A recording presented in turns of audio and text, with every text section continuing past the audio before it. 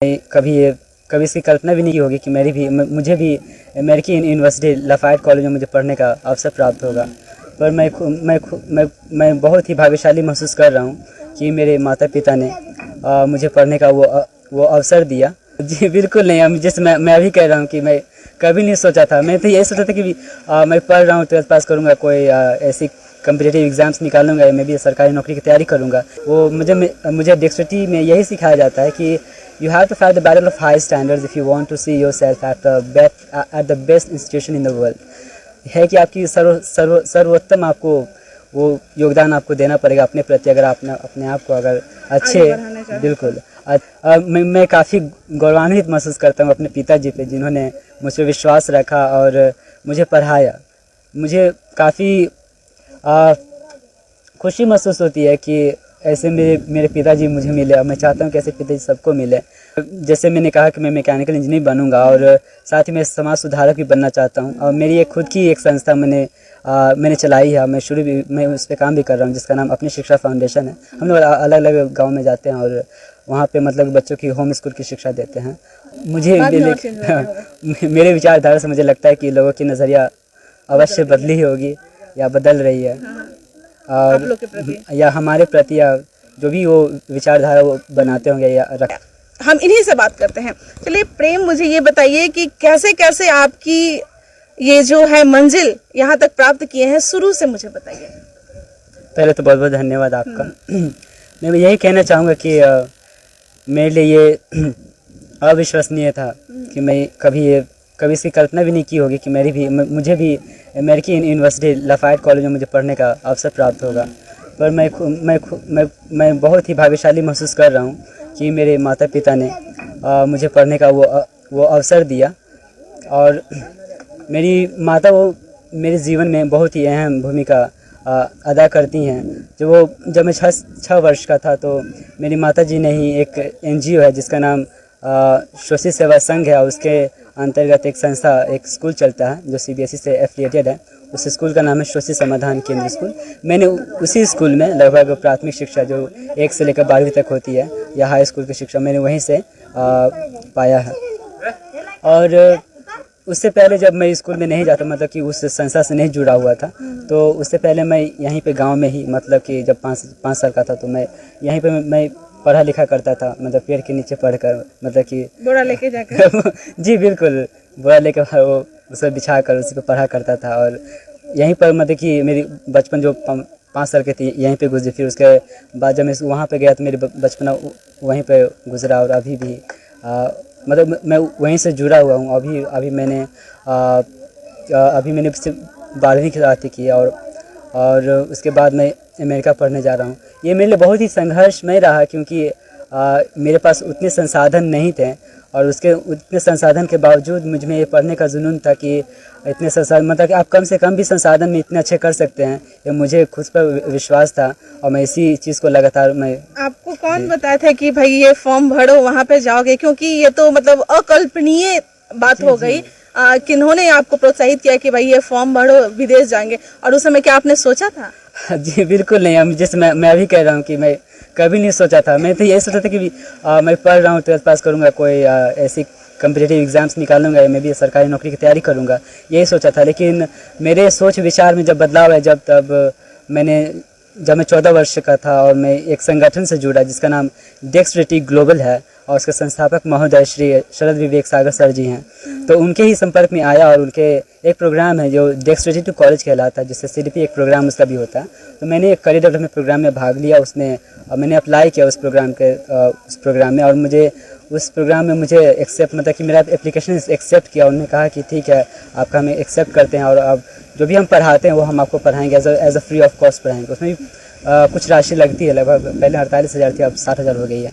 तो उसे पढ़ने के लिए मुझे निःशुल्क मिली वो अवसर। फिर उसके बाद उसमें मैं लगभग अभी 2 साल से उनके संपर्क में हूँ, और शायद यही कारण है कि उन्होंने मुझे काफ़ी अच्छा ट्रेन की है as a leader, as a social जो वो एज अ मोटिवेटर भी हैं वो हैं, और एंटरप्रेन्योरशिप भी है, मतलब एंटरप्रेन्योर्स भी हैं। और मुझे ये उन्होंने बताया कि कॉलेज रिसर्च आप करते क्या हैं और किस प्रकार से करते हैं, कॉलेज एप्लीकेशन आप किस प्रकार से कर सकते हैं और आपको क्या किस तरह की आपको मेहनत चाहिए। वो मुझे डेक्स्ट्रिटी में यही सिखाया जाता है कि you have to fight the battle of high standards if you want to see yourself at the best institution in the world। है कि आपकी सर्वोत्तम आपको वो योगदान आपको देना पड़ेगा अपने प्रति, अगर आप अपने आप को अगर बिल्कुल अच्छे इंस्टीट्यूशन में आप पढ़ना चाहते हैं तो वहाँ का एक ऑब्जेक्टिव या एक मोटो होता है। सबसे पहले तो हमारे अंदर वो राष्ट्रभक्ति की वो तेज को जलाते हैं। कहते हैं कि अपनी शिक्षा से आपको शिक्षा वो क्यों लेनी है, आप वहाँ पर टॉप इंस्टीट्यूशन में आप क्यों पढ़ना चाहते हैं। तो यही हमें सिखाया जाता है कि आप उस टॉप इंस्टीट्यूशन में इसलिए पढ़ना चाहते हैं ताकि अपनी शिक्षा का हम पूरा योगदान अपने समाज में, अपने खुद के, अपने परिवार के लिए जैसे आप देख रहे हैं और अपने देश के निर्माण के लिए हम कर सकें। तो इसी संस्था में मैं जुड़ा रहा 2 साल और एप्लीकेशन प्रोसेस जब मेरा आया अप्लाई करने के लिए तो उन्होंने बताया कि अभी हम अमेरिकी में यूनिवर्सिटी में अप्लाई करेंगे। ऐसे बहुत सारे कॉलेजेस थे, इंडिया में भी मैंने अप्लाई किया था लेकिन नहीं हो पाया, बीच में मुझे रोकना पड़ा क्योंकि ये अवसर मुझे आ गया था। तो मैंने अमेरिका में अप्लाई किया था, इंडिया में अप्लाई किया था। तो उसमें हमारे लिए अवसर ये था कि पहले SAT SAR और SAT का एग्ज़ाम भी होता है। तो वो मैंने तो वो नहीं दिया था, लेकिन काफ़ी मतलब कि अमेरिकन कॉलेजेस ने ये अवसर मेरे लिए दिया कि आप ऑप्शनल भी रख सकते हैं, मतलब जमा भी मतलब आप दे भी सकते हैं, नहीं भी दे सकते हैं। यही कारण था कि मैंने अप्लाई किया, मतलब जब सारा फॉर्म खुला हुआ था तो ये जो संस्था है डेक्स्ट्रिटी ग्लोबल, इसके ही अनुसार मुझे ये प्राप्त हुआ कि ये मतलब कि आप ये पढ़ कर भी आप वहाँ पर जा सकते हैं और आप अप्लाई कीजिए। आप जहाँ तक मेरा मतलब हमारी सपोर्ट हो सकती है, सहायता हो सकती है, हम करेंगे। तो इसी के अनुसार मतलब इसी के सहायता से मुझे अवसर प्राप्त हुआ। अच्छा, शुरू से ही आपके माता पिता शिक्षा की ओर ही आपको बढ़ावा दिया? क्योंकि ज़्यादातर देखने को लगता है कि जो मजदूर लोग होते हैं अपने साथ साथ बच्चे को भी लेके चल जाते हैं वहीं पे। हाँ बिल्कुल, मैं काफ़ी गौरवान्वित महसूस करता हूँ अपने पिताजी पे, जिन्होंने मुझ पर विश्वास रखा और मुझे पढ़ाया। मुझे काफ़ी खुशी महसूस होती है कि ऐसे मेरे पिताजी मुझे मिले। मैं चाहता हूँ कि ऐसे पिताजी सबको मिले और उन्होंने कभी मुझे ये जोर नहीं किया कि आपको मतलब मुझे मजदूरी करें। फिर मेरा एक और सवाल है, अगर आप जाते हैं बाहर तो जा ही रहे हैं और पढ़ने के बाद कुछ बन जाइएगा, तो बनने के बाद आप अपने ये जो समाज है उसके लिए क्या कीजिएगा?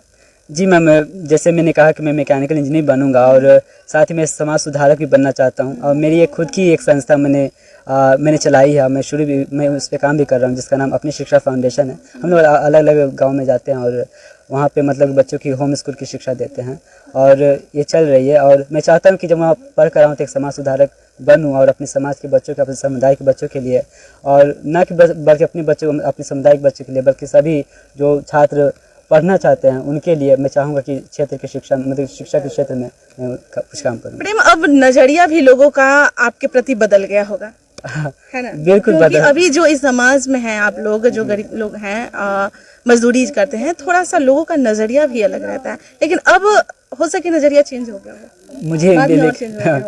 मेरे विचारधारा से मुझे लगता है कि लोगों की नजरिया अवश्य बदली ही होगी या बदल रही है। और आप लोग के प्रति या हमारे प्रति या जो भी वो विचारधारा वो बनाते होंगे या रखते होंगे। जी चलिए, अब थोड़ा सा अपना घर घुमा दीजिए। आपका घर है ना? जी जी चलिए, मैं देख रही हूँ। चलिए, तो प्रेम किस घर में रह रहे हैं, किस तरह से ये मेहनत करके यहाँ के बाद ये उस जगह तक पहुँचे हैं, बस यहाँ से हम ये कर लेते हैं। इसके बाद उस जगह पे पहुँचना बहुत ही बड़ी बात है, क्योंकि लोगों के पास तो पर्याप्त संसाधन होते हुए भी बस उनके बहाने शुरू हो जाते हैं। मेरे पास ये संसाधन, ये नहीं हो सकता, वो नहीं हो सकता। देख सकते हैं इनके पास कोई संसाधन ना होते हुए भी यहाँ तक पहुँचना बहुत बड़ी बात है। यही है, इसी में ऐसे रहते हैं। चलिए, कोई बात नहीं, हो गया। चलिए, तो आपने देखा और सुना भी, ये प्रेम के फैमिली हैं। यहाँ उनके पिताजी, बहन लोग सब बैठे हुए हैं। लोग दूर दूर से आ रहे हैं इनसे मिलने के लिए और काफ़ी गर्व फील हो रहा है उन्हें प्रेम पर, क्योंकि इस सिचुएशन में भी इन्होंने इतना बड़ा विजय का जो झंडा, पताका जो फहराया है, अपने गांव का नाम रोशन किया है। गांव ही नहीं बल्कि पूरे भारत का इन्होंने नाम रोशन किया है। चलिए, कैसा लगा हमारा यह वीडियो, जरूर आप कमेंट्स कीजिए और भी जो जानकारी है हम आप तक पहुंचाएंगे। फिलहाल